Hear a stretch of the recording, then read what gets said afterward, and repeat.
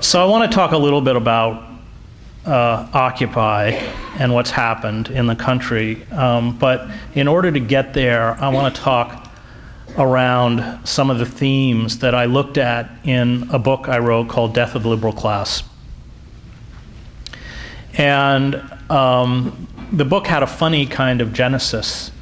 It began as a book about the press. Knopf had asked me to write it, and it was the first time I'd had a publisher come and suggest an idea to me. It's a really good lesson for writers in the room: never write anybody else's idea. And I finished the manuscript and turned it in, and Knopf hated it. They objected to my critique of the mainstream media. They called it negativity, which they volunteered to assign an editor to excise all of the negativity, and then they would publish it. Well, of course, that's the mythic version of the press. I mean, I actually think that the decline of the traditional press is catastrophic for our democracy, and yet at the same time, I'm not about to hide its many deficiencies. I spent 15 years at the New York Times, where on the front page it says all the news that fit to print. I can tell you that the unofficial and far more correct credo of the New York Times is do not significantly alienate those on whom we depend for money and access. Sometimes you'll do it, but reporters who kept pushing became management problems and got shoved out of the newsroom. Sidney Schanberg, some of you may know, they made the movie The Killing Fields around. Sidney came back from Cambodia, was on the Metro desk, and started going after real estate developers who happened to be close personal friends of the publisher, and that was the end of Sidney's career. David Halberstam, Ray Bonner. I mean, there's a long list. If you push too hard on these issues, if you care ultimately about truth, a little more than your career, you don't tend to last at these places. And yet, they're reality-based news organizations, and with the rise of the cable news networks, like Fox, etc., what's terrifying is that we are creating a system of information where you can believe whatever you want to believe, where lies are true. Whatever the deficiencies of the Times, and there were many, it was a newspaper, or is a newspaper, that remains rooted in verifiable fact. You go out, you seek out a story, you seek out information, it's vetted, it's edited, and it's printed. Not that we didn't make mistakes, but we tried very hard not to. And all of that is going with the death of newsprint. The commercial airwaves have been, I think at this point, destroyed.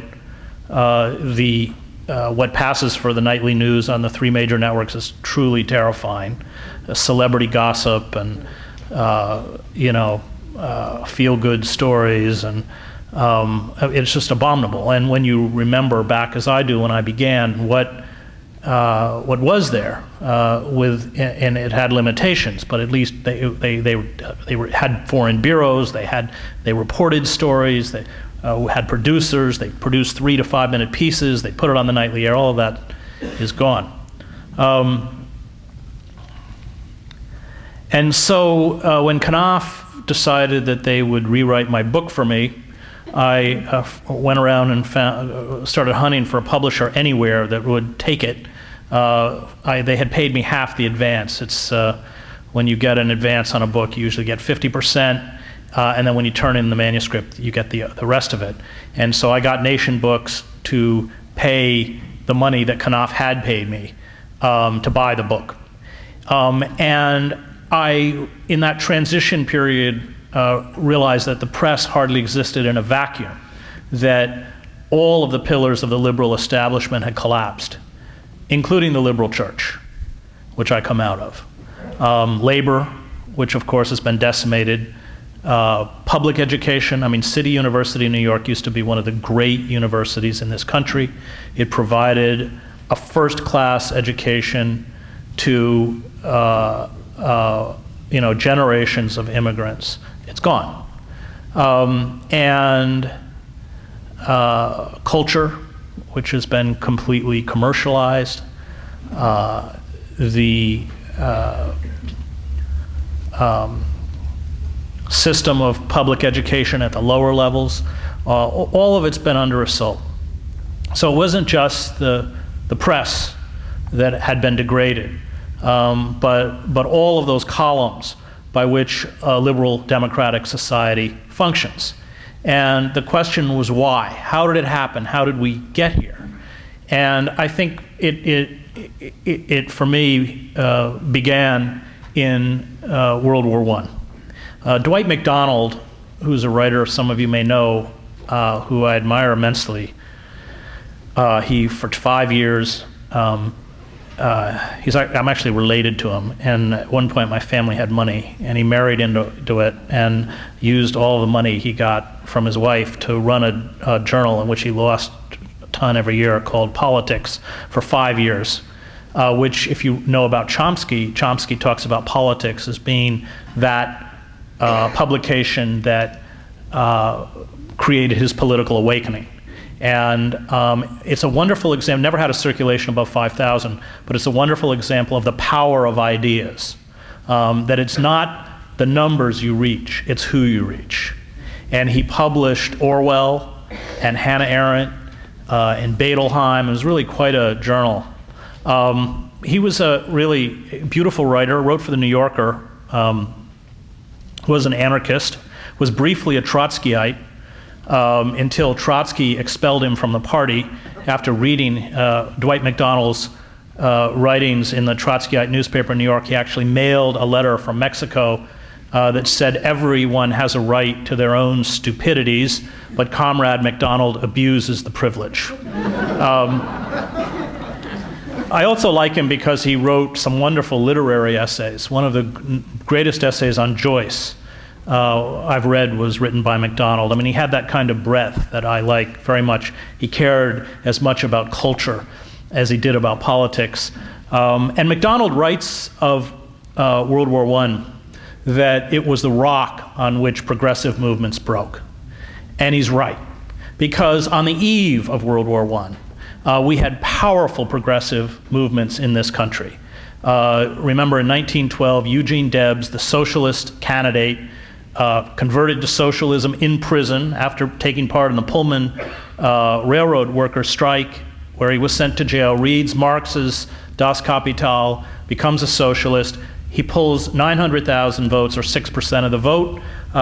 We have publications like The Masses, Appeal to Reason, which had the 4th highest circulation of any publication in the country, a socialist journal, the Wobblies, the old CIO, and the power elite was frightened. We had about 36 socialist mayors in this country, including in cities like Schenectady and Milwaukee, and other cities. And what happened was that towards the end of the war, and Wilson had run for re-election with the slogan, "He kept us out of the war." There was no popular support for this war at all. But with the collapse of the Eastern Front in Tsarist Russia and the rise of the Bolsheviks, it raised the possibility of the Germans being able to transfer about 100 divisions to the Western Front, which would have probably meant the defeat of the British and the French. And American bankers in Wall Street had lent tremendous sums of money to the British and the French governments, which they realized that if the war was lost would not be repaid. And a lot of the slogans, the anti-war slogans, were very conscious at the time that this was a war being fought on behalf of Wall Street. The Kaiser certainly assisted the war effort by trying to impose a naval blockade around Britain, which sank, I think, 3 American merchant ships. So Wilson enters the war, and there's very little support for this war. They very quickly have to institute a draft because people are just not volunteering to serve. And you get the creation of, at this moment, the first system of modern mass propaganda, the Committee for Public Information, or the Creel Commission, because it was headed by a former muckraker named George Creel. And the sort of grand inquisitorial figure of the intellectual class, it turns out at this moment to be Walter Lippmann. His book Public Opinion becomes a kind of blueprint for how, in his words, a phrase that Chomsky uses later when he writes his book, how you manufacture consent. And for the first time, you have a system of modern mass propaganda that understands that people are not moved by fact or reason, but by the manipulation of emotion. It draws on the understanding of mass or crowd psychology by Le Bon, Trotter, and Sigmund Freud. Out of the Committee for Public Information comes Edward Bernays, the father of the modern public relations industry. Bernays' book, Propaganda, written after the war, becomes one of the seminal texts that Goebbels uses when he establishes the Nazi propaganda machine. You had all of the mechanisms of the state deployed to carry out this system of propaganda, including a film division in Hollywood that would make movies like The Kaiser, The Butcher of Berlin. You had speakers bureaus, they called them 3-minute men, 45,000 people fanned out around the country. You had its own news division that printed daily all sorts of pro-war stories that had to be published in the papers. We had a much more diversified press at the turn of the century. It wasn't as consolidated as it is now. And if you did not editorially support the war, you were not allowed to publish. So the masses shuts down, Appeal to Reason publishes pro-war editorials. And what's fascinating is how effective that propaganda is. And if you want a window into how powerful propaganda can be, read Randolph Bourne or Jane Addams, two great radicals who held out. And they're constantly lamenting that all of their socialist comrades and colleagues have been seduced by the war effort, the war propaganda. And in fact, this was at the beginning, Wilson wanted the harsher measures of control that he could employ through the Sedition Act and the Espionage Act. And the argument of Lippmann was that through a system of mass propaganda, they would only have to use those harsher measures of control selectively. And that is precisely what's happened. Debs, of course, ends up in prison for denouncing the war. But it was very rare that the sort of iron fist of the state had to intercede. The propaganda was that effective. And MacDonald, when he writes about this period, said what happened immediately when the war was over was that we entered a kind of a culture of permanent war. Because the moment the war ended, the dreaded Hun was replaced with the dreaded Red. Indeed, to make the transition, the propagandists spun out a story about how it was the Germans that had funded the Bolsheviks and the Russian Revolution. Clearly there was collaboration. They let Lenin and was about 160 Bolsheviks from Switzerland go on a sealed train through Germany into Russia. And MacDonald says, well, there was all of the political and social theorists of the 19th century, none of them anticipated, including Marx, this idea of permanent war, this psychosis of permanent war, where you're constantly looking for the internal enemy. And it's immediately after the war that you see the sort of residue of radical publications and movements get squashed. That's when the Wobblies get squashed. Of course, Joe Hill, union organizer, gets hung in Utah on trumped-up murder charges. Big Bill Haywood, another leader of the Wobblies, another sort of falsified charge of murder. He flees the country, and Big Bill Haywood spends the last 10 years of his life in exile in Moscow. You have Emma Goldman and Alexander Berkman and about 300 other radicals deported to Russia. The masses is shut down. Appeal to Reason, even though they took pro-war editorial stances throughout the conflict, is shut down. The Palmer raids, and that began the power elite's assault against popular and radical movements. Now, in any functioning democracy, the liberal establishment is not designed to be the political political left. It's designed to be the political center. And I think Chomsky has done a pretty good job of defining what the role of the liberal class is, that it acts as a kind of safety valve that makes possible incremental and piecemeal reform when there are disruptions in the society and grievances and injustices, so that in the New Deal, you have a liberal establishment under Roosevelt that responds to the massive unemployment and poverty by creating programs. And when Conrad Black wrote his biography of Roosevelt, he said that Roosevelt's greatest achievement was that he saved capitalism.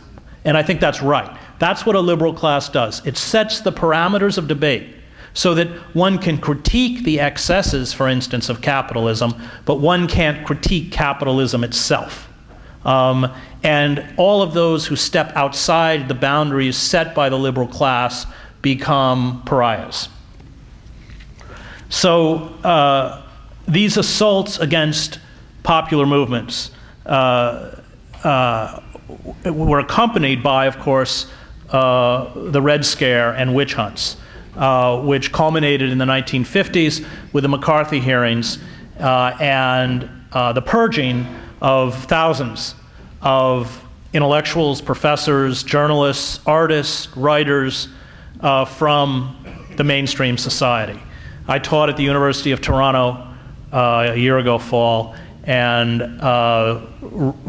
spent time with a guy named Chandler Davis, who was one of the great mathematicians of this country, who got caught up in the Red Scare, actually went to prison for 6 months, fled to Toronto at the university, taught the university there for the rest of his life, and never came back. Many people were not fortunate enough to get employment. Social work unions were decimated. Social workers used to advocate on behalf of their clients. And so with the destruction of the radical movements and a disemboweling of the liberal class itself, witch hunts inside the ACLU, journalists like I.F. Stone, probably our greatest investigative journalist, becomes a pariah. He can't even get a job at The Nation magazine. We lost pressure. Some of you laugh, and I know why. We lost that pressure from populist forces that had always been the correctives within American democracy. All of the changes. I mean, if you go back and look at the way governance was constituted by the founding fathers, they were terrified of popular rule, and they installed numerous mechanisms to prevent popular rule. Of course, huge segments of the American population were utterly disenfranchised from the start, not only Native Americans, African Americans, women, indentured servants, people without property. It was always a white, wealthy elite because of his speculation in Indian lands. By the time Washington became president, he was the wealthiest person in the United States. And American history, and Zinn, writes about this really well, has been a struggle by these forces to open up that democracy. It's been a constant struggle to open it up. Labor unions, without question, created the middle class in this country. And with the decimation of these populist forces, none of which achieved formal positions of power. The Liberty Party that fought slavery, or the suffragists, or the labor movement, the civil rights movement. Although by 1968, Martin Luther King was probably the most powerful figure in the United States, because when he went to Memphis or Selma, 50,000 people went with him. And with the destruction against these radical movements and the weakening of the liberal class, what we lost were the impediments against a rapacious corporate capitalism. And it began probably with the Taft-Hartley Act. I mean, every achievement of the New Deal was rolled back. The last one probably being in 1999, given to us by Lawrence Summers with the destruction of Glass-Steagall, which protected our banking system. There is no banking crisis in Canada because Chrétien did not tear down the firewalls between commercial and investment banks. And by the early 1970s, in the words of the Harvard historian Charles Mayer, we began to shift from what he called an empire of production to an empire of consumption, which meant that we started to borrow to maintain both a lifestyle and an empire we could no longer afford.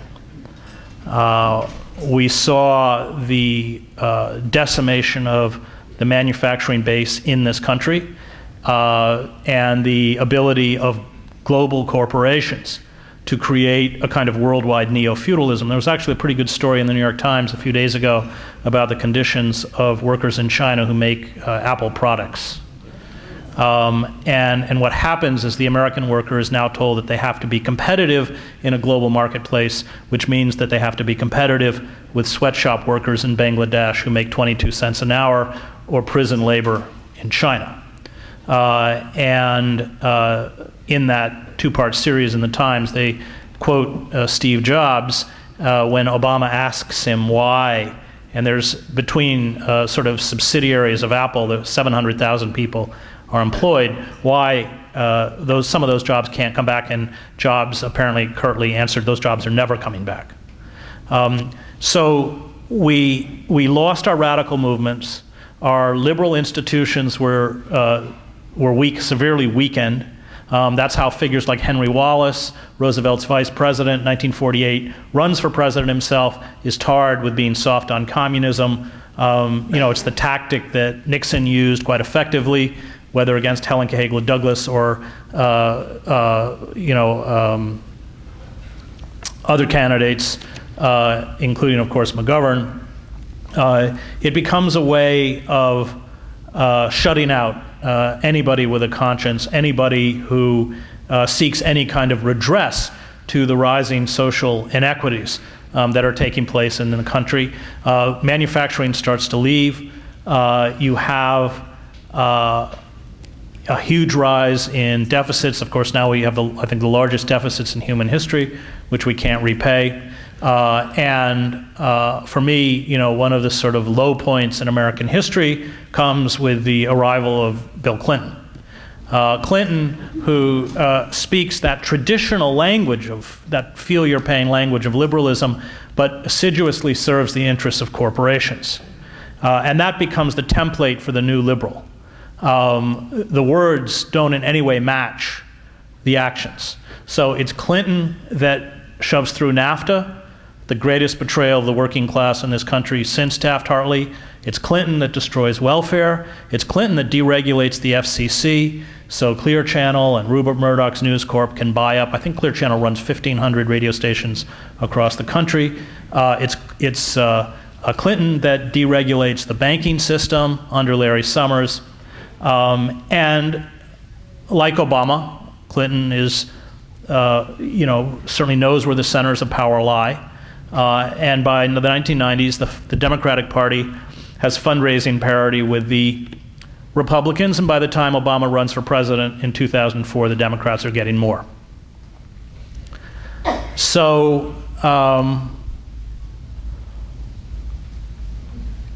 2008, right? Yeah, 2008.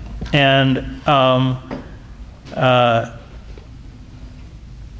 we see within the establishment a system cemented into place by corporations that cross party lines and that finally make it impossible for citizens' voices to be heard. John Ralston Saul, who's a Canadian philosopher who I like very much, wrote a very good book called Voltaire's Bastards, calls it a coup d'etat in slow motion. And I think that's right. I think that's what we underwent. And you end up with a system.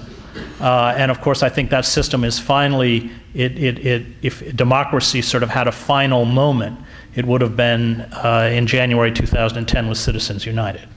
It's not that corporate money wasn't coming into the system before, but now there were no restrictions left on corporate money, and that money could be used anonymously. And it was today in the Times, Obama talks or there's an article about how Obama is trying to get donors to give money to the Democratic super PAC, something Obama said he would never do. Because if those super PACs now are so powerful that if you don't pay fealty to corporate interests, you know you can be destroyed. And so every piece of legislation that the fossil fuel industry or the pharmaceutical industry wants passed gets passed. It's how the Obama health care bill ends up being 2,000 pages written by corporate lobbyists. The equivalent of the bank bailout bill to the pharmaceutical and insurance industry, $400 billion in subsidies, no caps on co-pays and premiums, which can be raised against the elderly or against those who are so sick that they've lost their work. You know, in moral terms, we now live in a country where it is legally permissible for corporations to hold sick people hostage while their parents bankrupt themselves trying to save their sons or daughters. That's what the corporate state. Corporate capitalism unfettered is a revolutionary force. Marx was right.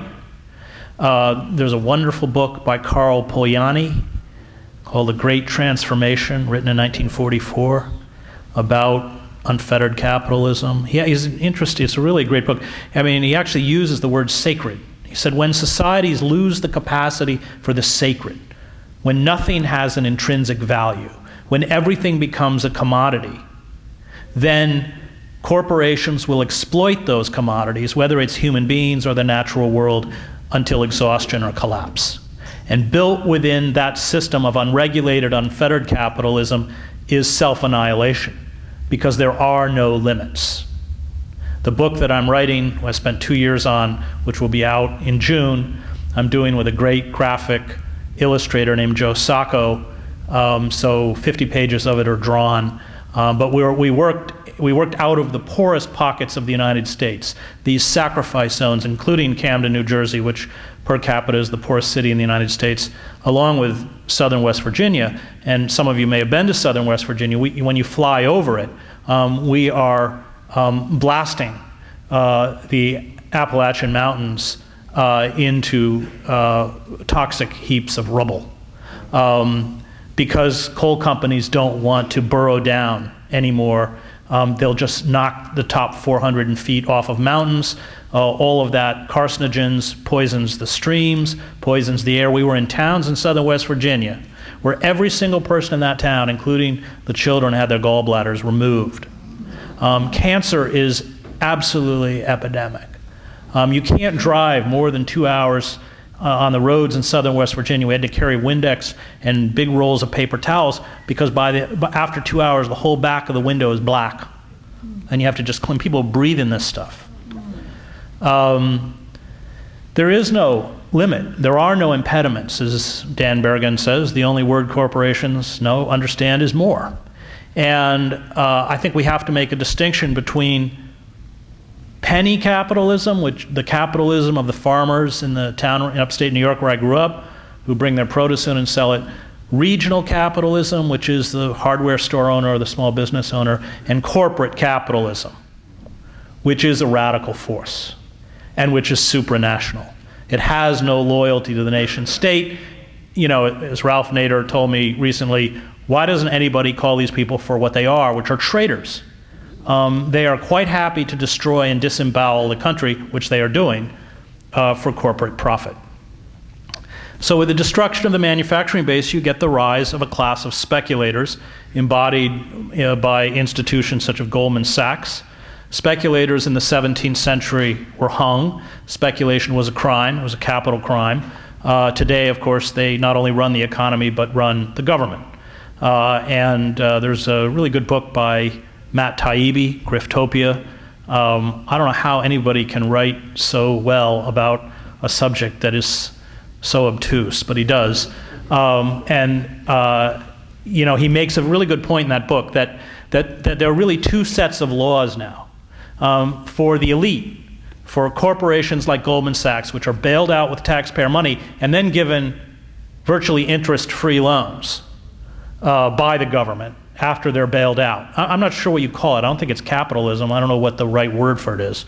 And then there's the laws for the rest of us, and that we fail to see those distinctions, that the intrusion of regulations and laws for the small business owner for us is a nuisance and often an impediment. But on the upper levels, they write the laws. They get whatever they want. And I think that, there's just one piece of legislation after another that illustrates that. The FISA Reform Act being one of the most egregious. The FISA Reform Act, which retroactively makes legal what under our Constitution has traditionally been illegal, the warrantless wiretapping, monitoring, and eavesdropping of tens of millions of American citizens. And the reason it was retroactive is because you had large telecommunication companies like AT&T and Verizon and Sprint turn over tens of millions of records of American citizens to the government. And that intrusion into privacy was being challenged and working its way up in the lower courts, and they knew they'd lose. And so that's why they put the retroactive measure in.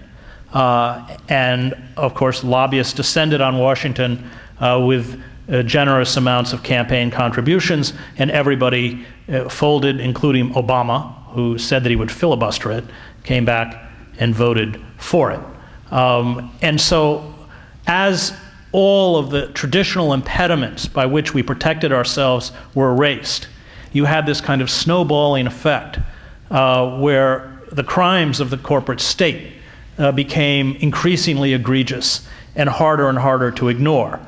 They did a very good job and have done a very good job with spectacle, with entertainment, with the tawdry, the collapse of dying empires, whether it's the Austro-Hungarian Empire or the Ottoman Empire or even the Roman Empire. They always descend into these kind of twilight periods, and Cicero writes about it, where it's all about spectacle and violence and sex. And Cicero actually writes about how, at this point you're seeing the rise of figures like Nero and Caligula, and he's saying, Romans just go to the Colosseum and they invest their emotional and intellectual life in entertainment, which became vaster and vaster and vaster. 2,000 slaves battling it out to replicate the sacking of Carthage. I mean, it became quite immense, the spectacle. And I don't think it's accidental that in the Civil War, Cicero became a deeply detested figure because he spoke a very uncomfortable truth to power. And he's actually, in the middle of the Civil Wars, hunted down by Mark Antony, who decapitates him and cuts off his hands.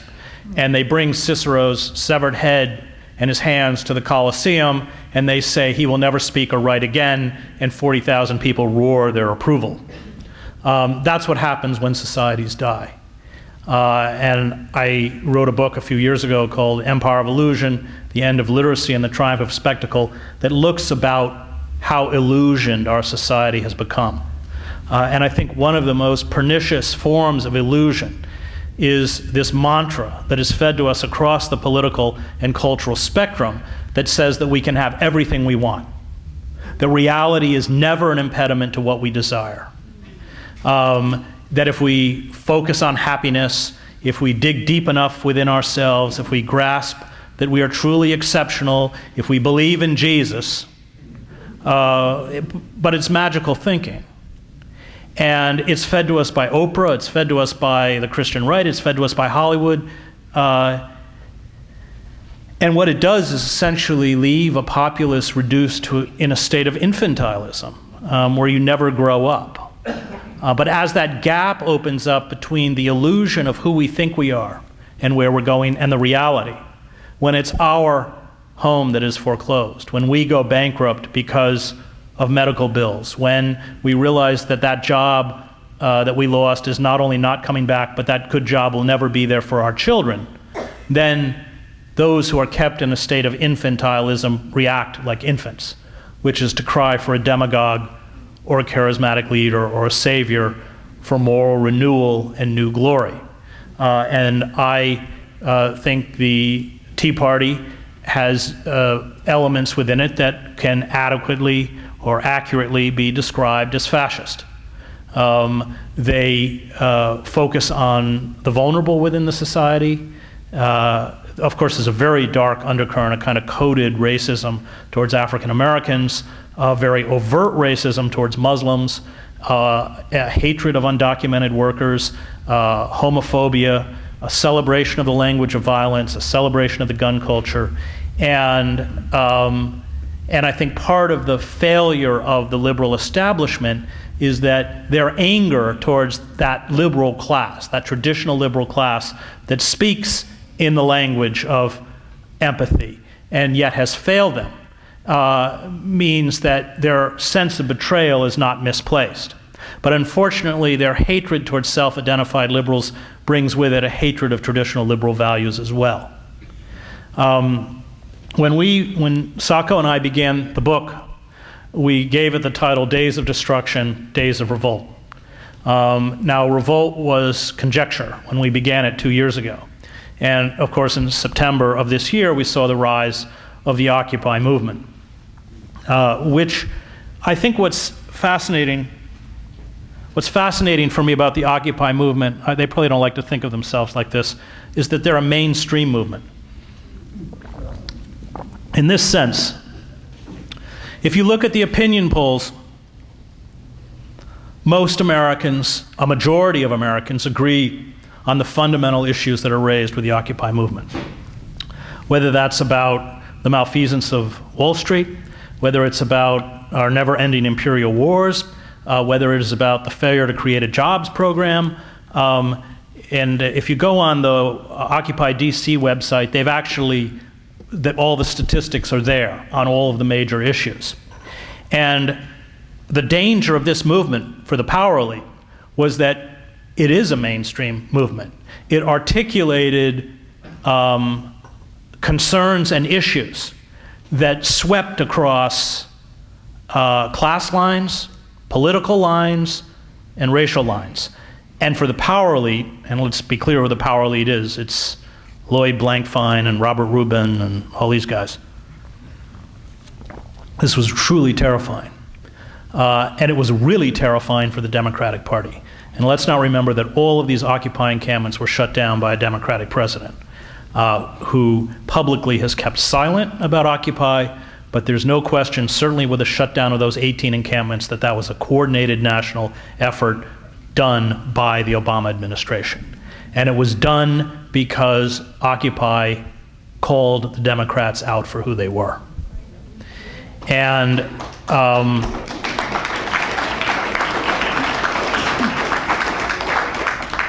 for that reason, the movement was dangerous. So for me, when they shut those 18 encampments down, that was a kind of seminal moment for me, because it was an illustration of how tone deaf the corporate state is, how out of touch they are. There's a kind of Versailles quality, Forbidden City quality to our elite who, because they're so wealthy, have just utterly severed themselves from the mainstream. I think I think it was a New Yorker writer who said that these people don't live in America, they live in Richistan.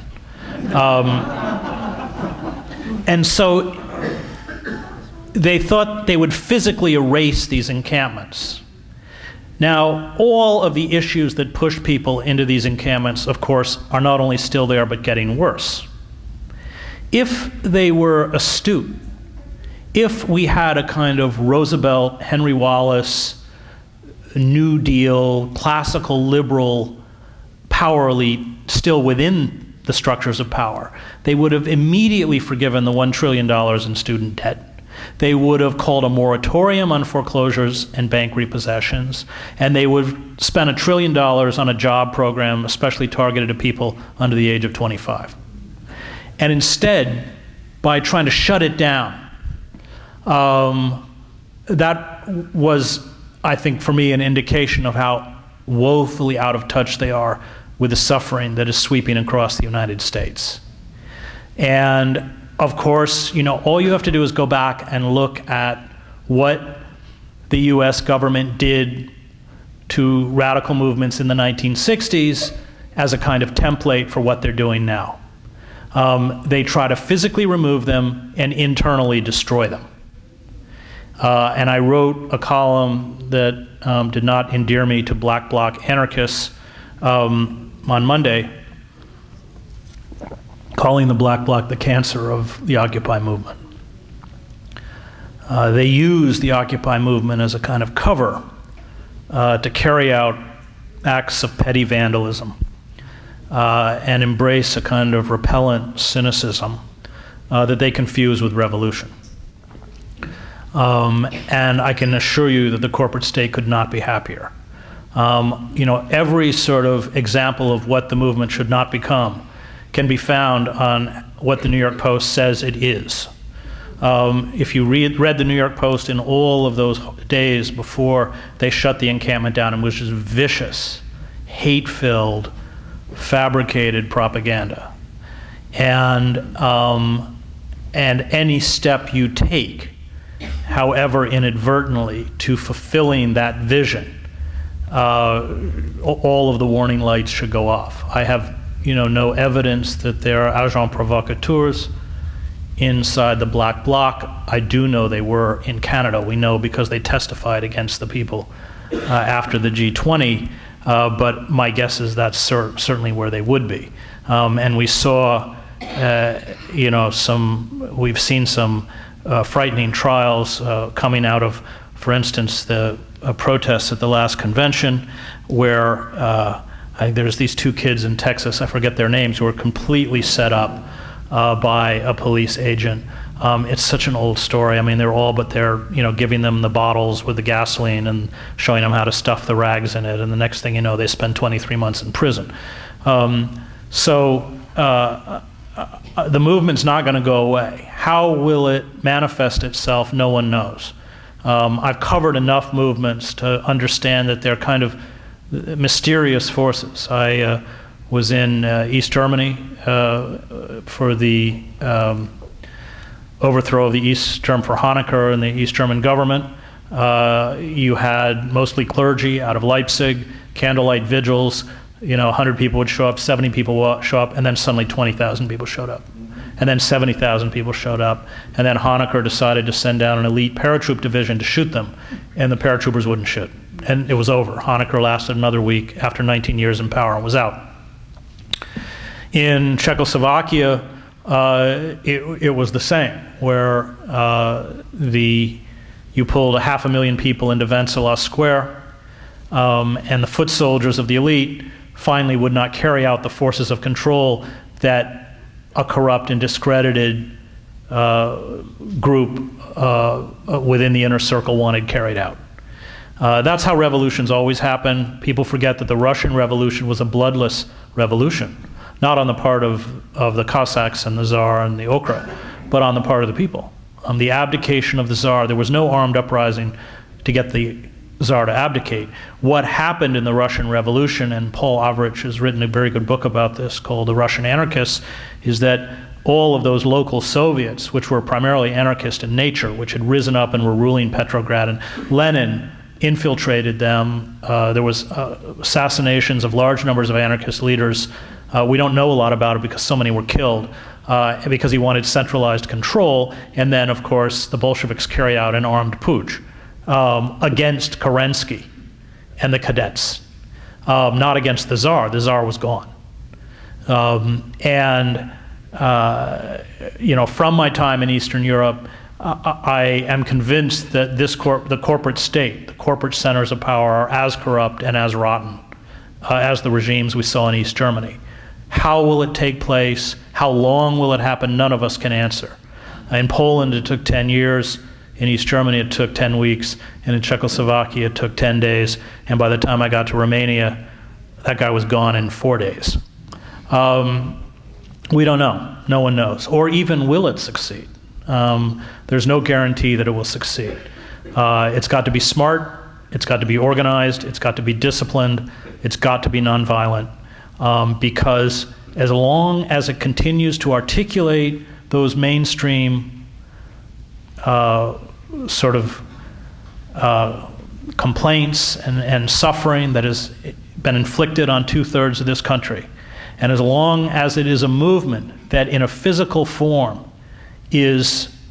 makes that mainstream feel comfortable, then the power elite in this country is in really, really serious trouble.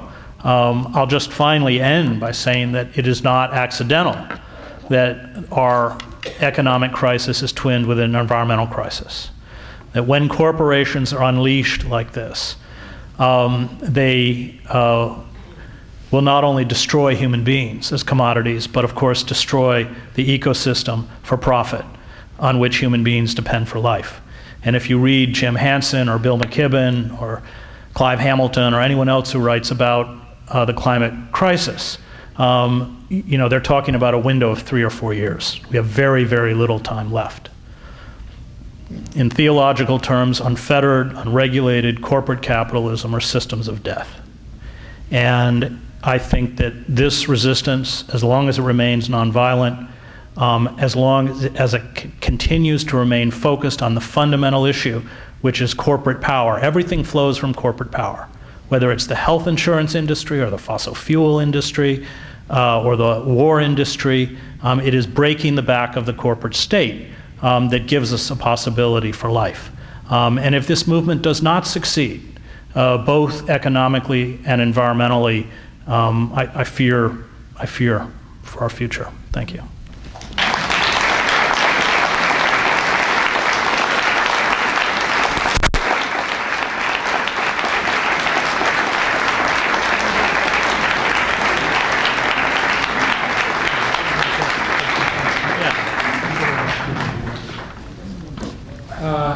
We're going to take a little bit of time for some questions. I'm going to ask you to use the microphone, which means I have to come and give it to you, so I will do that. I'm coming right back here first.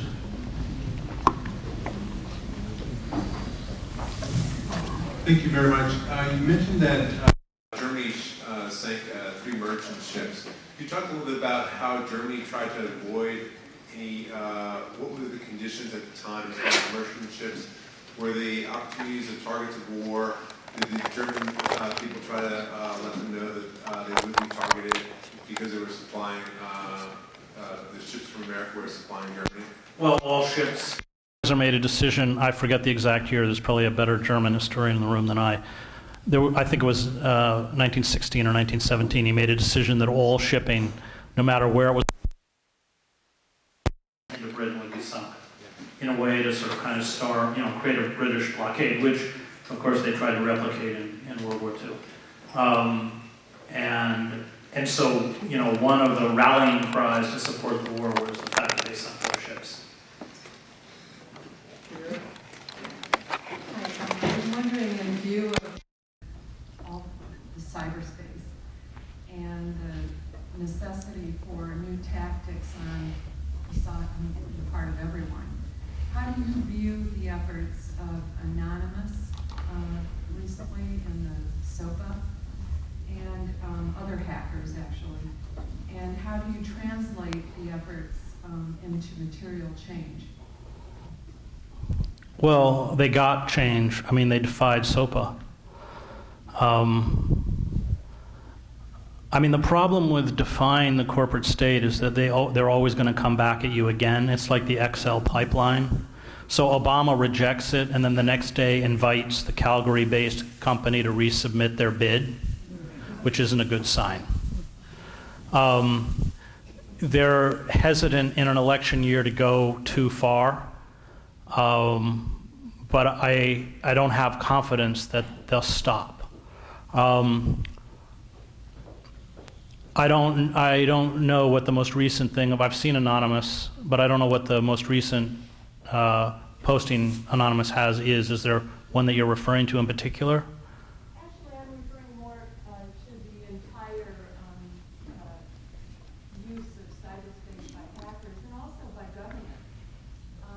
As governments also are using to start movements and do espionage online in the guise of being more liberal movements. So it really is, for me, it just has to do with the question of how do groups use the internet to move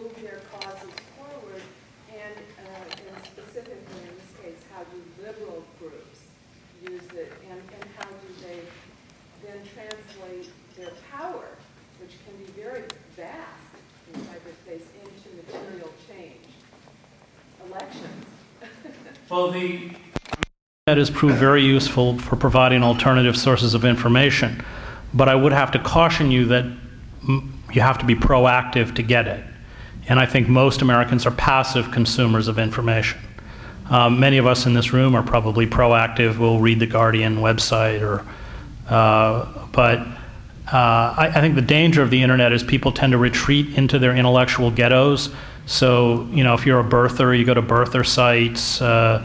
You know, if you want every American to carry an automatic weapon, you go to I don't know, NRA sites or something.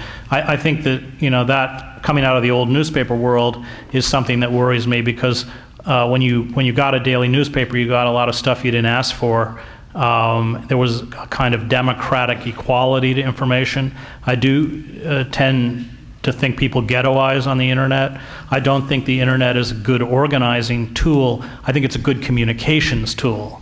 But in the end, I think, again, Occupy showed us that there's no replacement for getting out on the street. That's finally what we have to do. 1, 2, 3 over here.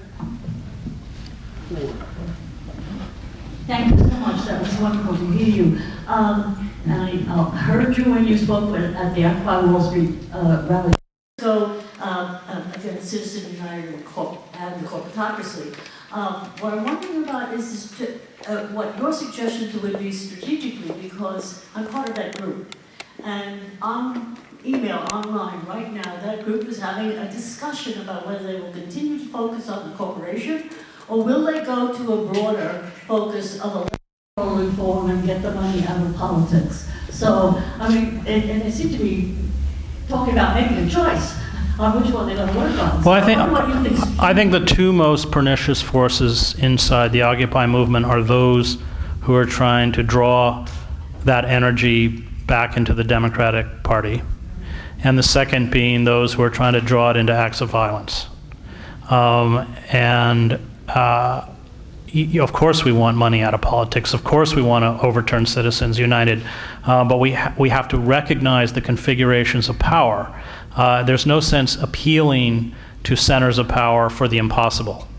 I have sued Barack Obama and Leon Panetta over the National Defense Authorization Act, and we're waiting to see if they'll hear it in the Southern District of New York, and some of the judges in the Southern District have been pretty good on these stuff.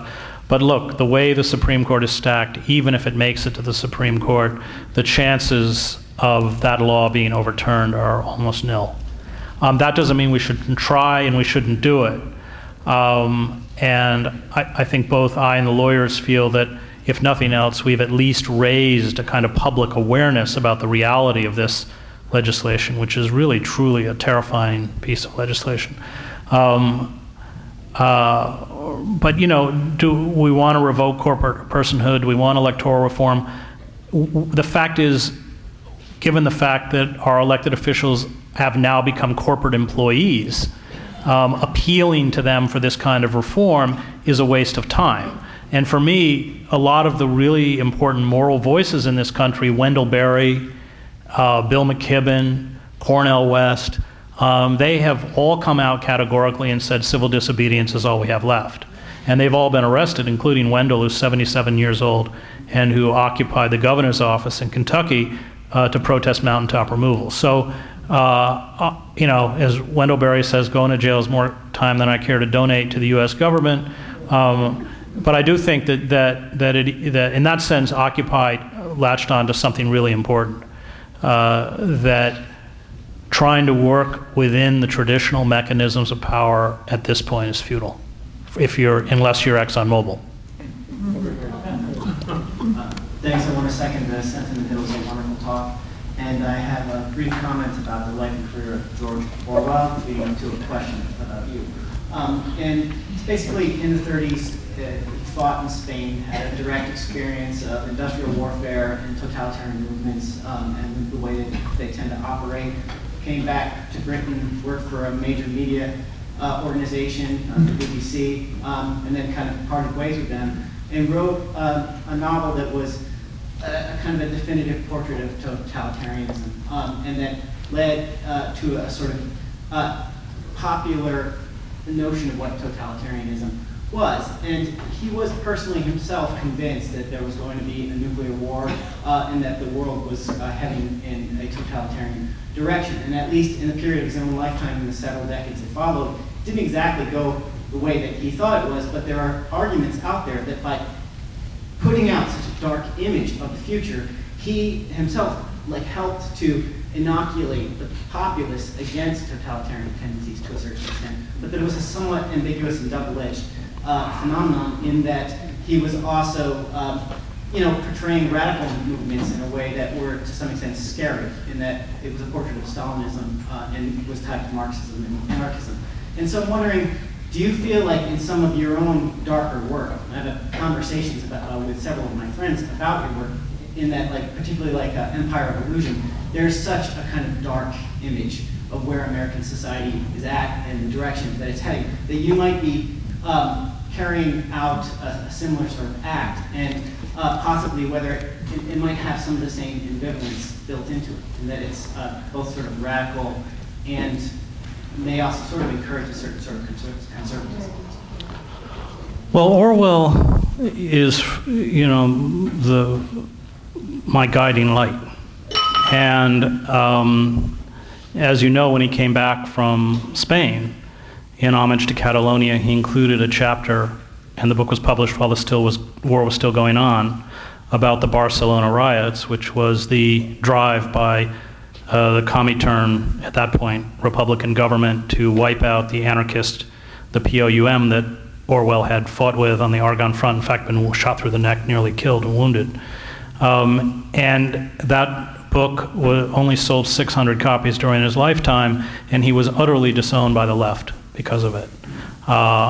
Because the argument was that you, by exposing that event and writing about that event, betrayed La Causa. And Orwell,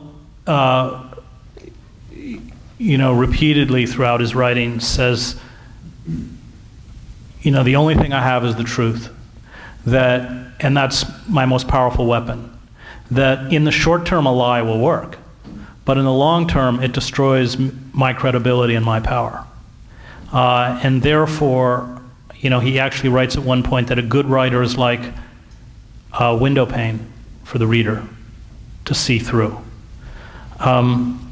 Orwell, he was hated by the left. I mean, as you know, as much as he was by the right. In that sense, for me, he was a true radical and a great intellectual. His vision of 1984 was really 1948, of course, inverted. It was very much a book about Stalinism. I used to wonder, okay, is Huxley right with Brave New World, or is Orwell right, 1984? And I've come to the conclusion that they were both right. That first we got Huxley.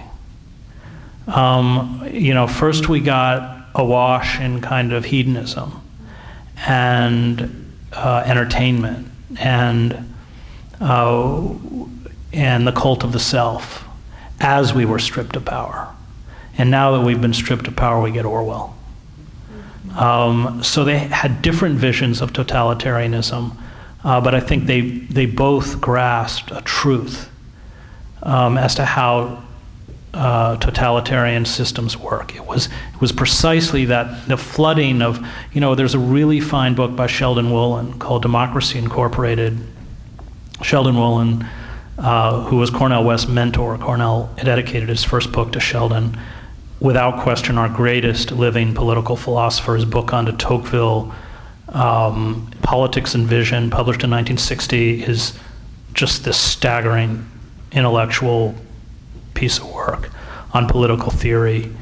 But he writes Democracy Incorporated, and he says that he calls the system we live under inverted totalitarianism, by which he means that we don't live in a classical totalitarian system ruled by a demagogue or charismatic leader, but in a system where power is expressed through the anonymity of the corporate state.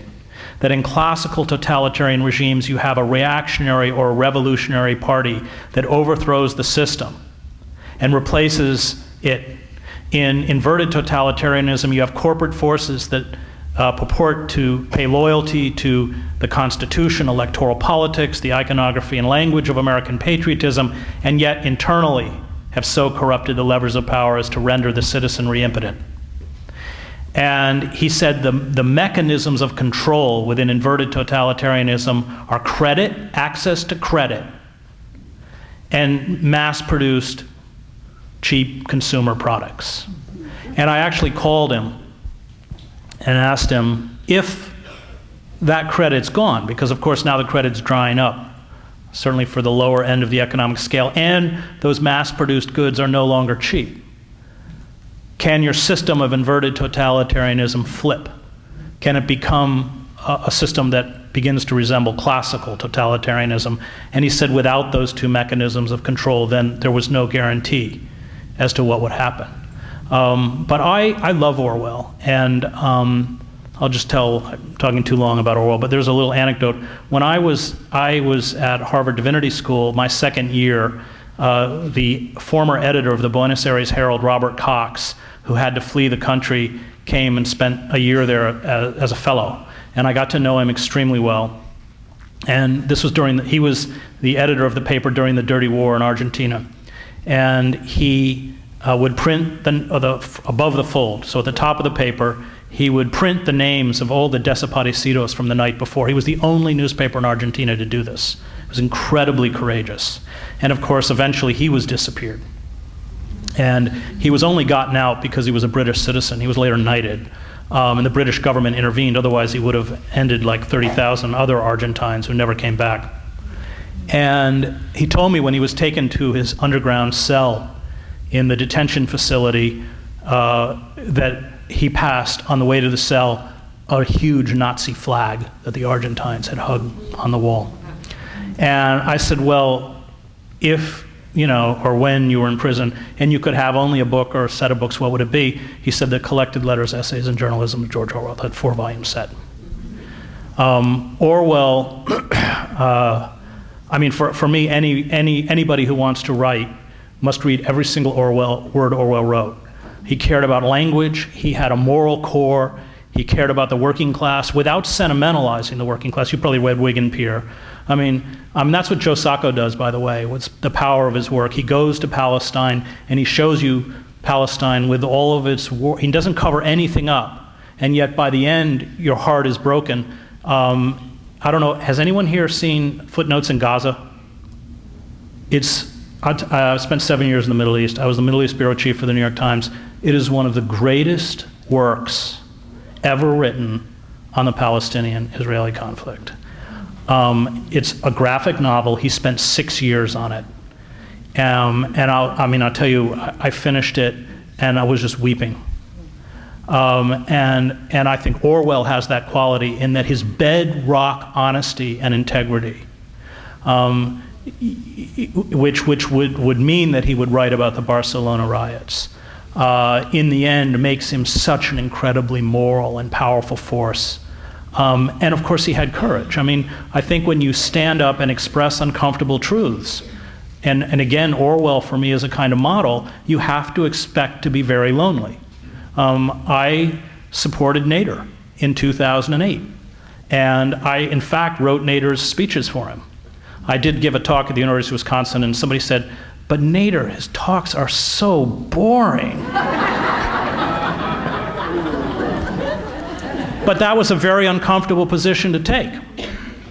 Even in places like Berkeley, I would be booed and hissed, and people would walk out, and people would be angry. And I went through the same thing with the Iraq War. It was a very unpopular position to take. And I think, for me, Orwell's the guide. That in the end, anybody who's a writer and anybody who seeks to write, at least insofar as they can determine it a truth, must expect finally to be very lonely and to be at certain moments hated by even the people or the movements that they sympathize with. And boy, that was a lesson that was really important to me. I mean, I covered the Kurds in northern Iraq, And I was up there when the PUK and the KDP were having internal, actually, gun battles. These were the two main Kurdish factions in the north. And I wrote it up, and exactly the same thing, where all of the supporters of the Kurds accused me, of destroying the movement by writing about what was happening. And in fact, I had a price on my head at the time. Saddam Hussein would give anybody $1,000 for my body. I had 7 bodyguards, all from the town of Halabja, which the poison gas had been dropped on Halabja. We had to drive in 2 jeeps, and everybody kept their AK-47s out at all times, and my driver had a pistol anytime another car passed us. The idea being that if the first jeep was ambushed, the second jeep would be able to kill the people who had opened the ambush, and so therefore they wouldn't do it. I mean, it worked. I lost friends up there. Lizzie Schmidt, German photographer, was killed. I mean, it was nasty. And I was actually in my room one night, and we would sleep in a room where each of these Peshmerga would go in a different corner with their weapons all night, so that if somebody burst in, there was no direct line of fire. So if you shot over here, there'd be a Peshmerga there who could grab his AK. And we were listening to the Kurdish broadcast out of Baghdad one night, and they were reading one of my stories about the mood, and the room got sort of very dark. But in a way, if you are not exacting about your honesty, and if you don't tell everything, then you destroy the only thing you have as a writer, which is your credibility. And the power of Orwell was that you knew, look, the lie of omission is still a lie. And you knew that Orwell would never engage in that lie of omission. And so when Orwell wrote about Wigan Pier or Down and Out in Paris and London, you understood that there was nothing romantic about it, nothing untrue about it. And I think Sacco does this in Footnotes in Gaza. And by the end, these figures are not plastic, they're human. And because they're human, and because finally you can empathize with people who have human frailties and human faults, it gives that a kind of power. I think that by sanitizing human beings, I think people understand to an extent, even subconsciously, that it's not real. And I think we always have to make it real. And for me, Orwell was the exemplar of that. Number 4. I find that, you talk about East Germany and Romania and Czechoslovakia, and I may say add Egypt and Libya and Tunisia. All those countries, the rulers or the people in power are so different from the ones we have here. In America, we pretend to be a democracy, but when we have to protest of the war in Iraq, we have to ask permission, and then they separate people into little cages so you don't make a big noise.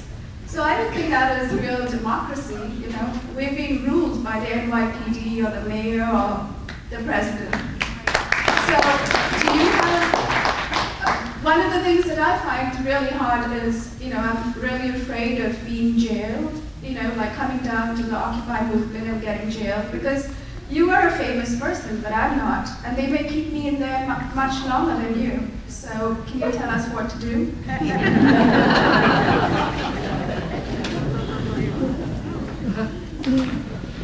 Well, they work to make us afraid, and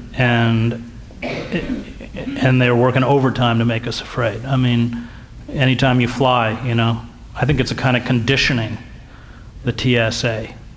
And as long as we remain afraid, we remain powerless. But I'm not minimizing what you're saying. And you're right. In the end, they'll get us all. But those who have a kind of public position have a kind of protection, or certainly are not mistreated. And that was clear when I was arrested in front of Goldman Sachs. They didn't cuff me in front of the cameras. They cuffed me, but not till I got to and I was out within 4 or 5 hours. And the inspector knew my name. I mean, the police inspector during the arrest came over and spoke to me by name. So, yeah, you're right. You're right. And, it's interesting I don't know if you followed Bill McKibben's civil disobedience when they circled the White House, remember? They actually arrested several people, including Bill, and they held McKibben for 52 hours in a DC jail, long after they let every other protester go. And McKibben asked, why? Why am I being held? And they said, well, the cops said, we have orders from up there to hold you longer. Well, of course, that came from the White House. What it really came from is from the fossil fuel industry. So I think that you're right, but when you become a threat in the way that McKibben is perceived as a threat, then they start going after you. When they actually feel threatened by these movements, they'll try and decapitate them. When the undercover cops would go into Zuccotti, the way that they would instantly sort of expose themselves as undercover police, aside from the fact that it was like a bad Doonesbury cartoon and they were sort of 30 and looked like they played football and said they were from Rollins College. But they'd ask, who are the leaders? Who do you think the leaders are? There's a great story. A woman told me that there was some undercover cop going around doing this, and they went to a medic tent and said to one of the women in the medic tent, so who's in charge here? Who do you think? And she goes, I am. He goes, really? He goes, well, what are you in charge of? And she goes, everything. And he goes, well, what's your title? And she goes, God. But I don't think that's a small concern. And you're right. You're really right. And yet, on the other hand, as long as we remain afraid, it's clear that we are going to be, the disempowerment will become worse and the dispossession will become worse. There is no stopping this force anymore unless we stop it. And if we don't stop it, then it will be a neo-feudalism where 2/3 of this country, it'll be like the proles in 1984, where you have the inner sanctum, which is like 4%, you have the outer sanctum, which is 13%, and the rest are proles. And that's what Orwell's right. I mean, that's what we'll end up as. Well, speaking of Orwell, the Citizens United decision and the resulting super PACs is Orwellian, big writ large. Do you see any movement to get Citizens United repealed or changed or any kind of controls on these super PACs, which are running roughshod Right. over everything? Well, there are movements, but the question is, what are the chances of either the Congress or the Supreme Court? And it's zero. So, there's no sense spending immense amounts of energy appealing to a system that isn't going to respond. It's like, writing, if only Uncle Stalin, Joe Stalin knew, he'd be so shocked at what the NKVD is doing in my town. I mean, it's sort of like that. Do you really think it's that bad? Do you really? Yeah, I do. Yeah. Sir, thank you for your speech. I think in many ways our perspectives are aligned, but there's one thing in which I have a different perspective than you. I suspect that you see a reformist type of capitalism as a possibility. I think that's pure utopianism. Capitalism is what it is. It is capitalism, and it is brutal. Your reformism is talking as if you can shave the fur off a tiger and expect the tiger not to be a tiger. I think that we have to look for another alternative besides capitalism, because capitalism is what it is. People here might remember the New Deal, and yet who at that time, during the time when the New Deal was being established, ever had in their minds it could be wiped away? But it is being wiped away. And with all the reformism that you seem to present, 60, 70, 100 years from now, these capitalists are going to do the same thing. They are going to have the power. They are not going to sit on their hands. And so, with this perspective, you're going to have people reinventing the wheel over and over and over again. We need another alternative. I would suggest that that alternative is socialism. Well, I wrote a column called "Why I'm a Socialist," but I'm not a Marxist. I actually gave a talk at the University of Winnipeg And after I finished, one of the professors stood up and said, I want every student to understand that he's only a radical Keynesian. And it turns out that the entire economics department at the University of Winnipeg is Marxist. Only in Canada, although Harper's doing his best to destroy it. That's a longer discussion, but I lived in Europe, and I've seen, a heavily controlled, Carl Polanyi, whose book I would recommend, talks about a heavily controlled and constrained capitalism as being able to function within a European kind of socialist system. Look, we've got to learn to live we've got to end this profligate consumption, not only of fossil fuel, but of goods. Because we're trashing the planet. We do have to learn to live with a new simplicity and with a new humility. We have to reconfigure, we have to recreate communal structures.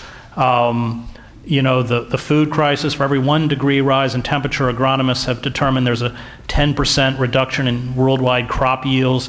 We're headed for some really rough times, and creating communities with communal structures around local agriculture, all of this is going to be essential. But we'll have to spend another evening about the nature of capitalism and whether it can be eradicated from human nature itself. I don't know.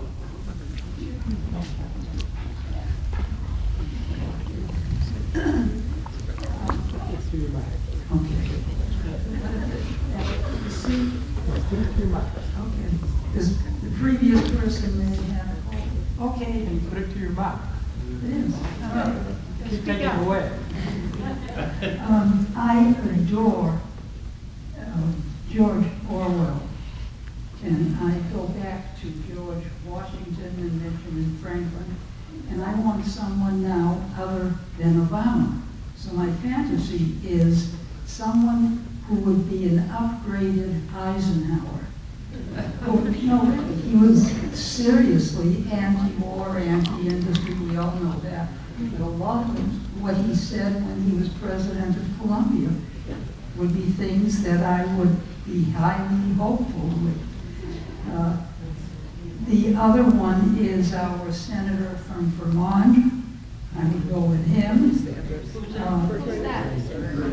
General George Roberts, who was a general when he said he supported don't tell, don't ask, while he was still a general and head of the Defense Department. Has anyone thought of challenging the incumbent Democrat? I think that we have to rebuild movements. That there's a wonderful scene in one of the books about Nixon when the anti-war demonstrators surrounded the White House, and Nixon has got buses completely around the White House to protect the White House, and he goes to the window, wringing his hands, standing next to Henry Kissinger going, "Henry, they're going to break through and get us." That's precisely where we want people in power to be.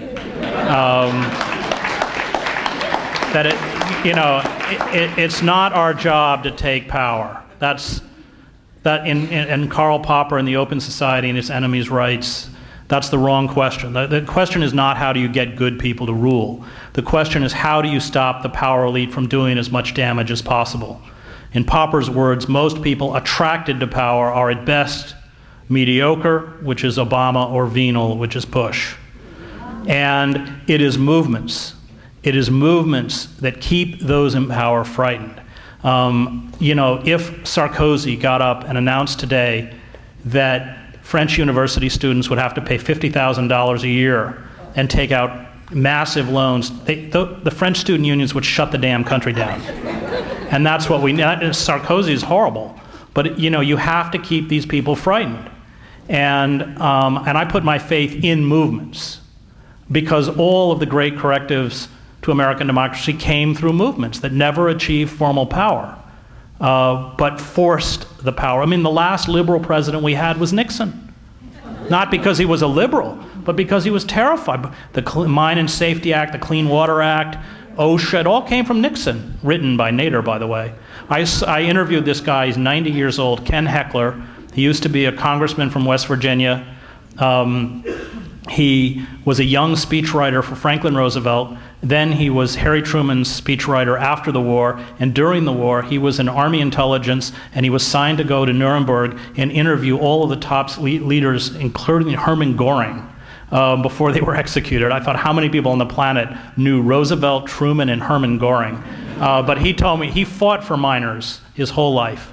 And he told me a great story that when they were pushing through the black lung legislation to give miners compensation for black lung, Nixon didn't want to sign it. And so he said he held a press conference, and he said, if President Nixon doesn't sign that bill by tonight, every miner in this country will go on strike immediately, and the whole damn country will shut down, there'll be an energy crisis. And Nixon signed it.